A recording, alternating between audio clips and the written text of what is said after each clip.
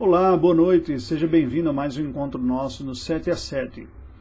Hoje eu gostaria de comentar com vocês sobre 3 áreas da reflexão cristã que são complementares, úteis, importantes e necessárias para o desenvolvimento espiritual. E nós precisamos fazer uso de cada uma delas. Elas dizem respeito à compreensão da vontade de Deus e à transformação da nossa mente pelo conhecimento dessa vontade, que deve nos levar até a prática. A Bíblia nos diz que toda a Escritura é útil, como nós lemos em 2 Timóteo 3, versículos 16 e 17.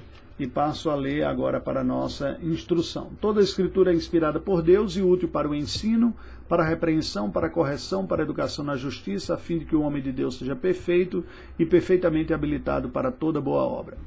Toda a Bíblia é útil. A questão é que como nós nos apropriamos do seu conteúdo. O Senhor Jesus, quando se encontrou, depois de ressuscitado, com alguns discípulos no caminho de Emaús, nos diz o texto sagrado que ele falou a seu respeito, que está presente em toda a Escritura Sagrada. Nós já havíamos comentado anteriormente, no primeiro vídeo da segunda-feira, os 2 aspectos essenciais da mensagem bíblica, a saber, a lei e evangelho. Mas veja que em Lucas capítulo 24, versículo 44, nós lemos as seguintes palavras. A seguir Jesus lhes disse: são estas palavras que eu vos falei, estando ainda convosco, importava que se cumprisse tudo o que de mim está escrito na lei de Moisés, nos profetas e nos salmos. Ou seja, não apenas o conteúdo bíblico é abrangente e aponta para Cristo, o Evangelho, não é?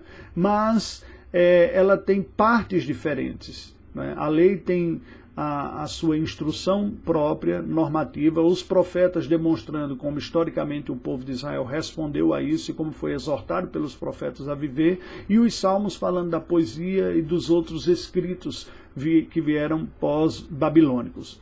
A Bíblia nos diz, ainda no capítulo 24, o Senhor Jesus, versículo 27, registra assim: começando por Moisés, discorrendo por todos os profetas, expunha-lhes o que a seu respeito constava em todas as Escrituras.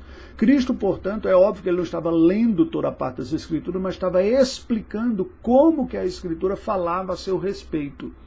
E orientando o povo: acaso não lestes o que diz na Escritura? E eu, porém, vos digo, a lei de Moisés diz, não matarás. Eu, porém, vos digo, aquele que odiar cometeu o assassinato dentro do seu próprio coração. O Senhor Jesus está pegando instruções bíblicas e trazendo de ordem prática a vida das pessoas conforme se lê na Escritura Sagrada, nas diversas partes da Bíblia. Cristo está aplicando e explicando, né?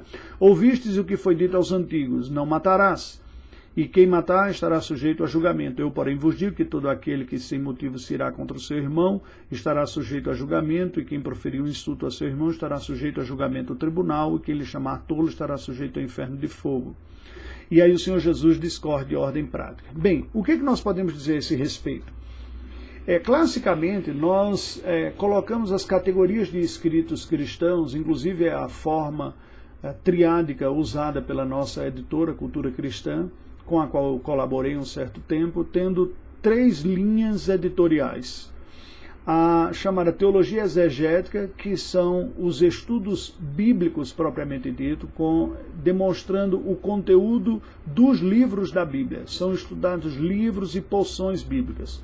O estudo teológico, que é o estudo cristão dos temas gerais, temas clássicos da teologia, temas da compreensão. Então, como a Bíblia explica, ou o que a Bíblia ensina sobre Deus, sobre o homem, sobre o pecado, sobre a salvação. E uma terceira linha, que é a vida cristã, que são temas práticos: família, santidade, evangelismo,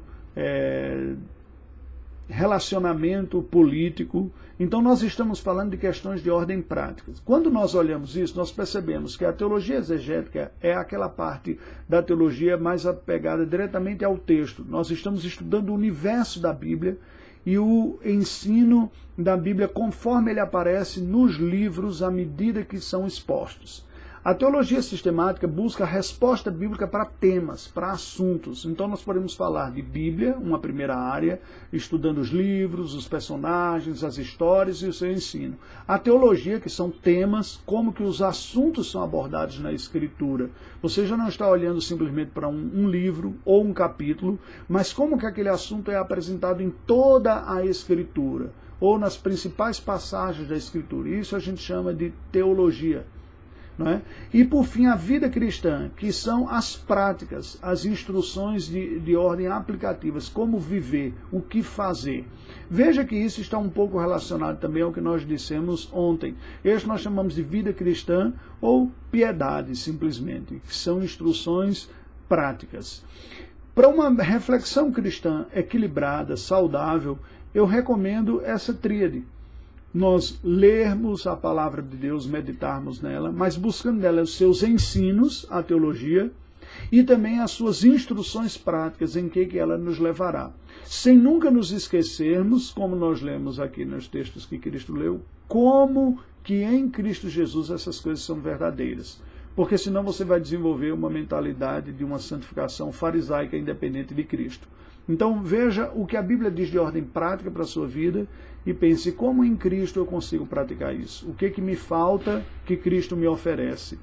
O que eu tenho desenvolvido e qual é o aspecto de Cristo que está sendo visto em mim mesmo? De que maneira esse texto me leva a depender de Cristo e refletir Cristo na minha vida? Então, olhando essas três áreas, Bíblia, teologia e vida cristã, você vai ter uma reflexão equilibrada. Isso vale para tudo. A própria meditação bíblica deve levar para isso. Eu sair da mera compreensão do que o texto está dizendo, aprender o seu ensino e levar até a prática, sabendo que esta prática é em Cristo Jesus. É nele que eu consigo a força, o poder e a graça para praticá-lo. Que Deus lhe abençoe nos seus exercícios devocionais e também nas suas leituras. Oremos ao Senhor. Deus bendito, nos dê a graça de te seguir, de todo o nosso coração, entendermos o texto bíblico, as verdades ensinadas, a fé que nos foi dada, e que isso nos leve a uma prática piedosa na dependência e do poder do teu Filho Jesus Cristo, que em tudo nos redime.